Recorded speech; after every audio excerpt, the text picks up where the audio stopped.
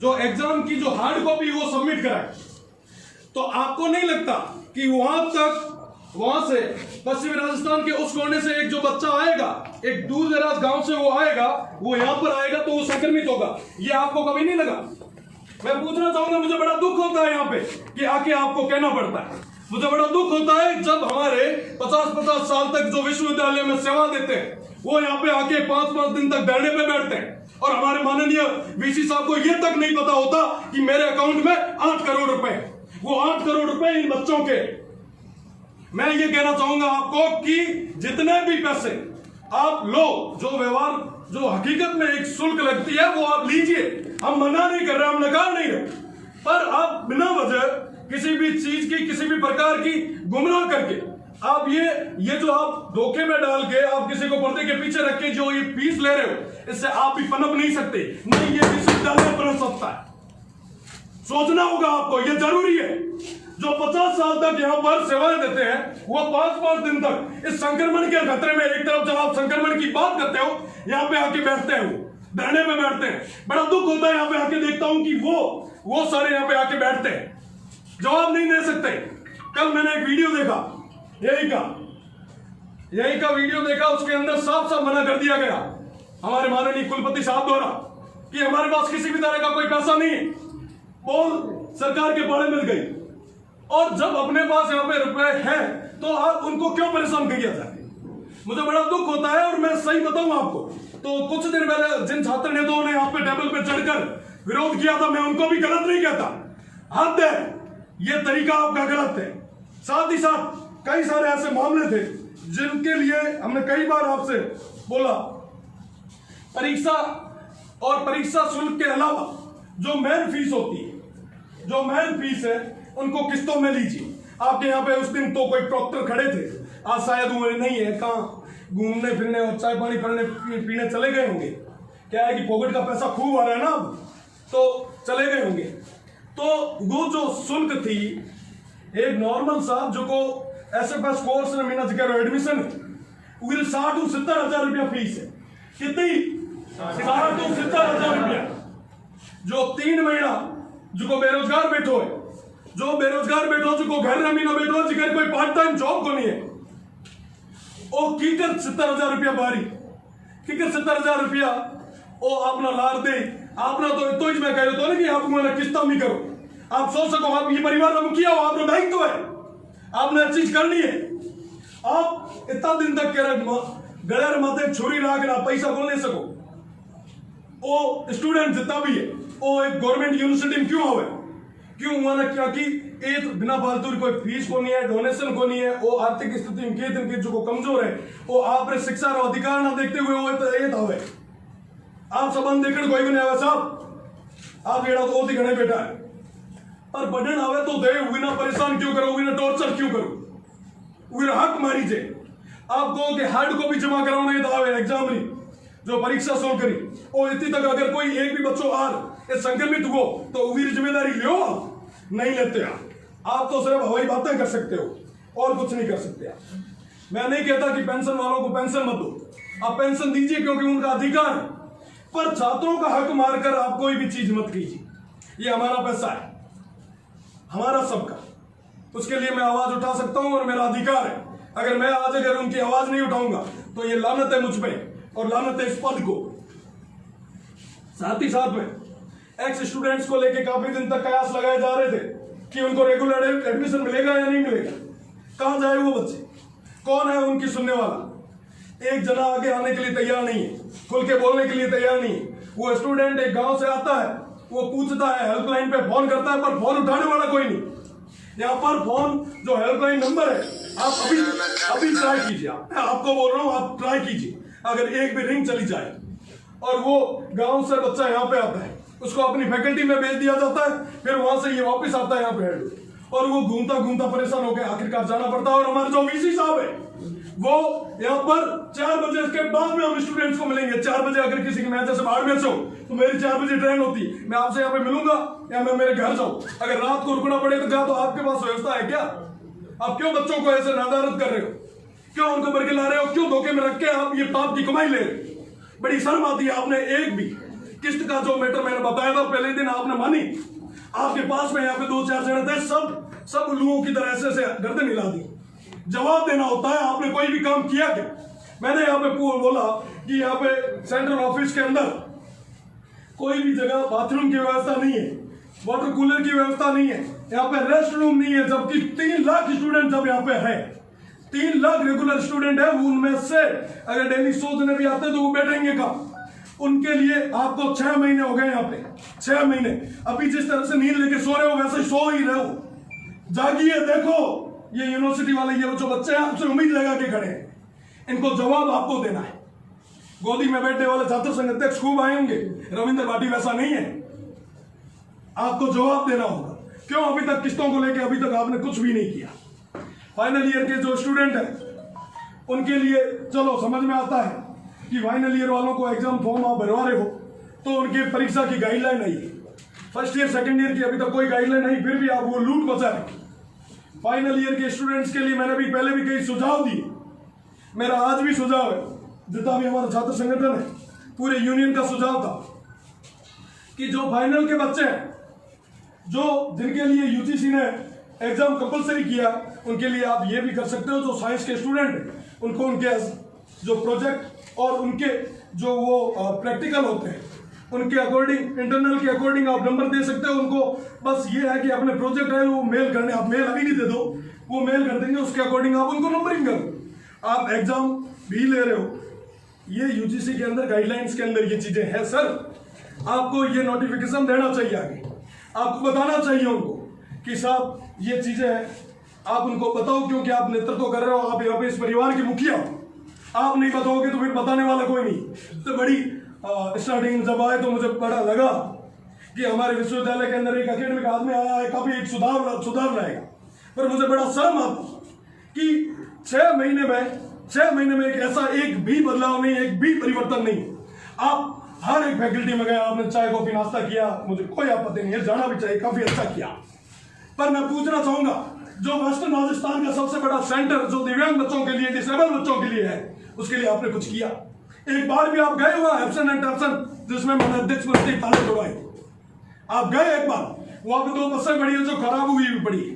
क्या आपने सोचा उनके लिए? क्या सोचा उन बच्चों की? कौन सोचेगा सर? हमारे अलावा सोचेगा कौन? यह आपका ये कर्तव्य है। मुझे शर्म आती है कि मैं आपको बार बार आपके कर्तव्यों को लेकर जगह, शर्म आती है हमें। आप उस दिव्यांग बच्चों के लिए एक बार भी गए? क्यों नहीं गए आप? हर जगह जब आपको इतना वो आप जा रहे हो, घूम रहे हो, लाइमलाइट में रह रहे हो, आप वहां पे भी जाओ ना। उन बच्चों की सुनवाई कौन करेगा? क्या उनका अधिकार नहीं है? पहले एक टाइम में जब वहां पे 63 बच्चे हुआ करते थे, अब 13 पे आके रुके, क्योंकि हमारा विश्वविद्यालय कहीं ना कहीं उनको फैसिलिटीज नहीं दे पाया। ये क्या है? जनता जवाब मांग रही है। साथ ही साथ में मैंने पहले भी कई सारे मांगे, आप नए आए थे, शुरुआत में ही मैंने उठाई थी। आप एक जगह पहले बीच में थोड़े दिन पहले आप गए थे, जब नए हमारे वीसी बने आप, तब आप गए थे, आपको गवर्नर साहब ने बुलाया था।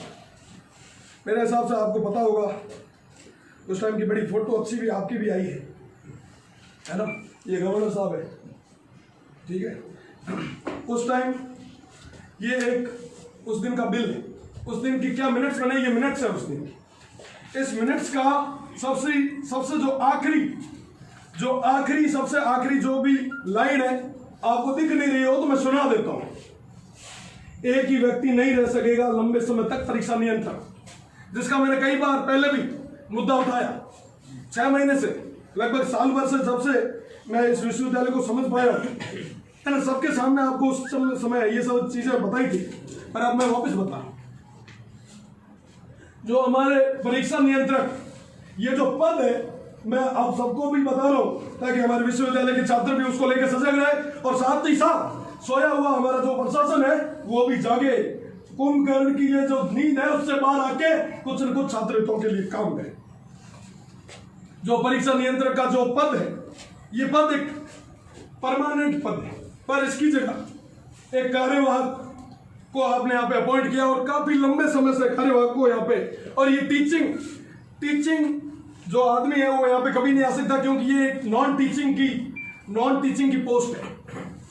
अभी जो वर्तमान में जो है, मेरा उनसे कोई वाद विवाद नहीं है, पर हकीकत ये है कि एक उचित और हकीकत में एक एकेडमिक आदमी आके वहां पे वो संभाले, और विश्वविद्यालय में जो परीक्षाओं को लेकर जो इतना बड़ा गप्पा हो रहा है वो बंद। वो आदमी यहाँ पे प्रोफेसर भी है, एक्स्ट्रा पीरियड भी ले लेता है, एनएसएस का भी है, यूसिक का भी है, और नोडल अधिकारी भी। क्यों विश्वविद्यालय के अंदर इतने प्रोफेसर है, वो सब चले गए क्या? उनके पास उतनी योग्यता नहीं है कि एक जने को ही आपने इतने सारे पद दिए, दो मानदेय उठाते हैं, कितना दो तनख्वाह, ठीक है साहब। ये न करेडो तो इनको बोला था कि आप एग्जाम और रिजल्ट को देखोगे, पर मैं बताऊं आपको विश्वविद्यालय की जो गहरी नींद है उसका एक उदाहरण दूं आपको, कि मार्कशीट्स पे सिग्नेचर भी वही करने लगे। आरपीएससी के अंदर जब हमारी यहाँ पे काउंसलिंग हुई, हमारे विश्वविद्यालय के जो हमारे बड़े भाई थे वो गए, तब आरपीएससी ने उनकी जो मार्कशीट थी वो बच्चों के मुंह पर फेंकी। वो मुंह पे उन बच्चों के नहीं, आप सबके फेंकी। आप जो गलत कर रहे हो और जिनकी वजह से ये परेशान हुए, उन सबके मुंह पर फेंकी। मैं आप एक बड़े छोटी सी चीज और काफी मोटो मामलो है, पहल का ही हो तो कि वीसी साहब एक कमेटी बनाता और कमेटी जांच कर एग्जाम सेंटर अलॉट करते। 2018 में 65 एग्जाम सेंटर थे, जो 2019 में जाके 107 में। हर साल कितना स्टूडेंट आना थे बढ़ाया करो, कितना परसेंट? 10% स्टूडेंट्स को आप एक्स्ट्रा सीट्स बनाते हो, 10% एक्स्ट्रा स्टूडेंट्स को आप एडमिशन देते हो। पर 65 से 107 क्या कि 1.5-2 लाख रुपया बड़ा उधर खर्च पड़ेगा, ठीक है। और हमें तो सोशल डिस्टेंस रिकॉर्डिंग और ज्यादा मोटा डिस्टेंस रिकॉर्डिंग और ज्यादा बढ़ाना पड़े। और पेज को एग्जाम सेंटर ना कदे एडवांस को नहीं हुआ करते, हमें एग्जाम सेंटर्स ना एडवांस दिया करें, जो को आज तक कभी हुआ हो। और वे लोग सब पेमेंट कैश में हुए, हमें आरटीजीएस बात करें, पर हाल तक एग्जाम हुआ को नहीं है, सेंटर अलॉट पचा करे को नहीं, एक बार पूरा निष्कासित हुआ है। पर हमें देखो कहीं फिकर करे, एडवांस पैसा पहले को नहीं दईता, पहले बिल आता पचे वो बिल रे आधार रे माते पेमेंट हो। पर हमें तो बड़े कई खींचदानियां नहीं शुरू करी।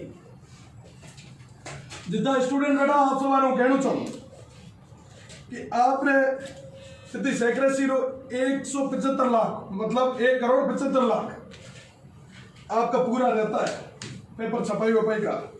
कॉपी आपकी 6 रुपए में छपती है, होमवर्क शीट 1 रुपए में, और पेपर कितने में छपता पता है?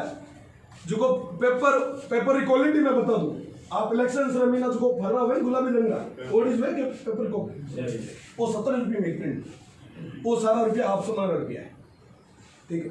सोचने की बात है, एक इतना रद्दी के बराबर का पेपर 17 रुपये में। मैं ऑन रिकॉर्ड बात कर रहा हूँ सर, आप कहो तो मेरे पास सारा रिकॉर्ड है, मैं डॉक्यूमेंट लेके रखता हूँ, डॉक्यूमेंट की भी आप पे बात करता हूँ। और उससे पहले जब हमारे यहाँ पे गवर्नर साहब यहाँ आए थे, जो दीक्षांत समारोह था, उससे पहले भी मैंने उनको बोला था कि साहब आप इन बच्चों की सुनवाई करो, आप इन बच्चों की सुनवाई करो। अगर आप इन बच्चों की सुनवाई नहीं करते हो तो हमें नहीं करना दीक्षांत समारोह, हम काले झंडे बताएंगे, हम तैयार है, मजबूरी है हमारी कि हमें काले झंडे दिखाने पड़ेंगे।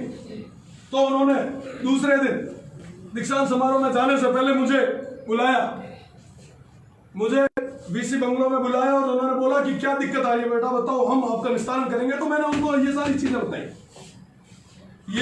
मैंने बताई कि साहब ये चीजें हैं, ये गलत हो रहा है, विश्वविद्यालय के विद्यार्थियों के साथ में कहीं ना कहीं गलत हो रहा है।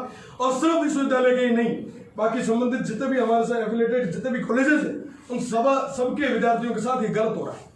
इनकी आवाज आपको उठानी है सर, इनका निस्तारण आपको करना, क्योंकि आप इस परिवार के सबसे ऊपर ओहदे बैठे मुखिया हो हमारे। तो पहले जो गोपनीय शाखा की पावर्स थी वो किसके पास हुआ करती थी, क्या थी, वो आपको सब पता है, कैसे क्या क्या हुआ मामला हुआ। आपको कल भी किसी मैं वीडियो देख रहा था, उन्होंने भी बताया था। उसके बाद में आज तक मैंने जो लास्ट में डिग्रियां ली, जो मार्कशीट्स ली, उन पे भी एग्जाम कंट्रोलर के सिग्नेचर क्यों रजिस्ट्रार सही नहीं यार, या उनकी पावर में नहीं है, या उनकी हिम्मत नहीं है, या आप जो फर्जी जो मार्कशीट दे रहे हो वो फर्जी है, क्या दिक्कत है?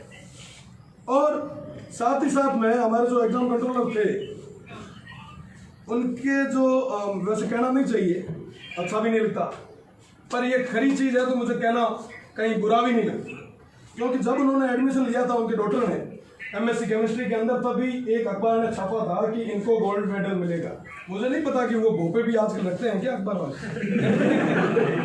पर उनको पता था। कैसे पता चला उनको, कैसे उन्होंने बताया? क्योंकि उनको सब पता है कि यहाँ पे क्या मिली भगत चलती है। और बकायदा अभी जो एक हमारे यहाँ पर दीक्षांत समारोह हुआ उसके अंदर उनको वो मिला गोल्ड मेडल।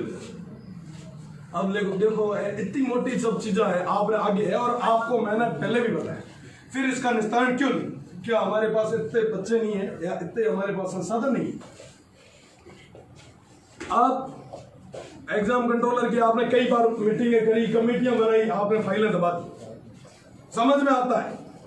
आप अभी भी, अब मैं यहां से निकलूंगा फिर बोगलाट में आपके जो आसपास जो अयोग्य आदमी है जिनको आपने योग्य की जगह लगाया है वो सब भी चल चला उठेंगे।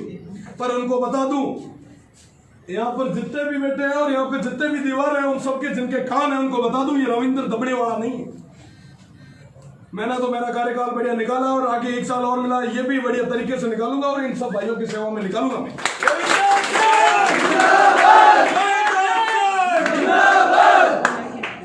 आप बढ़िया काम कीजिए, आप बिना फालतू की परीक्षा शुल्क है वो मत लीजिए, मत दबाओ, मत एक गरीब रो पेट मत काटो।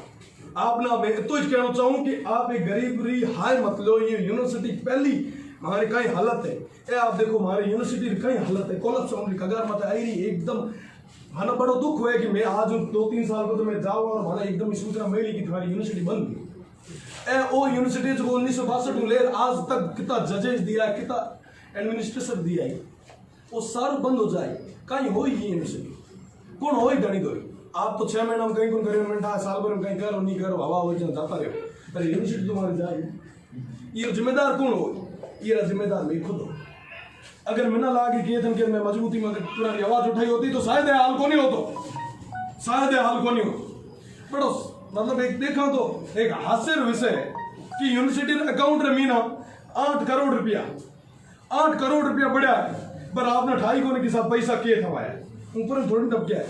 आप ये परिवार मुखिया हो, हमारा घर रे मीना अगर मारो घर है हूँ परिवार मुखिया हो, मैंने 2.5 साल 28 रुपया कितना रख बड़ा आपने 2.5 गुना 3-3 4-4 पूर्व कुलपति यहाँ पे आके जो बैठते हैं धरने पे बैठते हैं, बड़े शर्म की बात। मेरा मुख्य निवेदन यही रहेगा आपसे कि जो परीक्षा शुल्क है उसको तुरंत प्रभाव से आप बंद कीजिए और साथ ही साथ जिनसे भी आपने ली है उनको रिफंड करो, वरना अगले सेमेस्टर के लिए उनको ऑटोमेटिकली जनरेट करो। और साथ ही साथ में जो पहले भी जो मुद्दा था, जो फीसें हैं वो किस्तों में, हमारे जो विश्वविद्यालय के कैंपस है बोर्ड माता कलर करना रुपया तो पड़ा है पर सैनिटाइजिंग ना रुपया ही को नहीं। बड़ी मजाकरी बात है। एमडीएम में भी ना 3-3 4-4 स्टूडेंट कोरोना पॉजिटिव आया, कहीं नहीं होगा, मैं गवाह हूँ।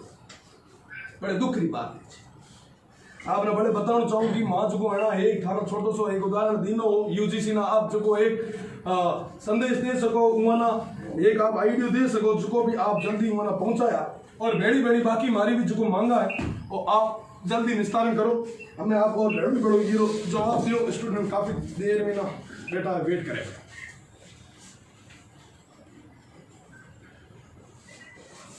हाँ हमारी जो मांगे हैं तो देखिए आप क्या हुआ। पहले भी हम यहाँ पे आके गए थे, इन सभी मांगों को मैं आपको बता के गया था, पर अभी तक कोई निस्तारण नहीं हुआ। क्यों नहीं हुआ? तो परीक्षा के संबंधित जो भी निर्णय हो रहे हैं वो राज्य स्तर पर हो रहे हैं, विश्वविद्यालय स्तर पर नहीं हो रहे हैं, क्योंकि इस बार विशेष स्थिति बनी थी। इस वजह से राज्य सरकार सभी तरह के निर्देश जारी कर रही है। आगे के लिए भी कल भी हमारे पास इंफॉर्मेशन आई कि आप वीजीसी को भेजो, ये कल ही आया है वहाँ के जो नई साल उनका ले। तो ये राज्य स्तर पर और राज्यपाल स्तर पर कोई भी निर्णय जो हो रहा है परीक्षा से संबंधित इस बार क्योंकि उन्होंने कहा कि हम आपको जो बताएंगे क्या करना है समय समय। इसी वजह से एक बार हमने परीक्षा का डिसाइड कर लिया था, फिर उनका है कि रोको आप, फिर राष्ट्रीय स्तर पर हुआ कि भाई 31 जुलाई तक कोई विश्वविद्यालय और कॉलेजेस नहीं खुलेंगे, इस वजह से सब आगे बढ़ गया। फिर क्या हुआ कि अभी 3 दिन पहले मतलब यहाँ के अपने शिक्षा मंत्री ने अपने अखबार के माध्यम से, आपको पता होगा कि यूजीसी को पत्र लिख दिया था कि हमारा राज्य परीक्षा नहीं करवा पाए। इसके बाद यूजीसी की तरफ से गाइडलाइन आई कि फाइनल ईयर के एग्ज़ाम आपको कराने पड़ेंगे। ये सब अभी भी कुछ केसेस सुप्रीम कोर्ट में भी गए हुए हैं, इसलिए इसके बारे में कोई निर्णय ही अभी राज्य सरकार ने नहीं लिया कि एग्ज़ाम कराएंगे या नहीं कराएंगे। लेकिन कल एक पत्र हमारे पास परसों आया था, जिसमें उन्होंने कहा कि आप किस तरह से प्रमोट करोगे, इसका एक प्रारूप तैयार करो। तो मैंने कल सभी हेड्स की और डीन्स की मीटिंग बुलाई थी, उन्होंने प्रारूप कल बनाया है और आज अभी फाइनल करके हम राज्य सरकार को भेजेंगे कि प्रमोशन का, क्योंकि उसमें कई सारे प्रॉब्लम है। किसी का बैक पेपर रह गया है, किसी का ड्रॉप आउट है, इंजीनियरिंग में अलग तरह की स्थिति है, फाइनल ईयर का स्टूडेंट है लेकिन फर्स्ट सेमेस्टर का पेपर रह गया, कई सारी जो है। तो क्योंकि हमने इंजीनियरिंग के भी और सभी डीन्स और सबकी मीटिंग बुला करके उन्होंने पूरा बनाया है। आज फिर आएंगे वो लोग अभी और आज फाइनल करेंगे, तो वो हम पूरी चीज़ें, इसीलिए अभी क्रिस्टल क्लियर कोई भी बात नहीं है। ये हम राज्य सरकार को भेजेंगे, तो राज्य सरकार राज्य के स्तर पर बताएगी कि फर्स्ट ईयर से सेकंड ईयर प्रमोशन का क्या करना है, थर्ड ईयर के एग्ज़ाम लेने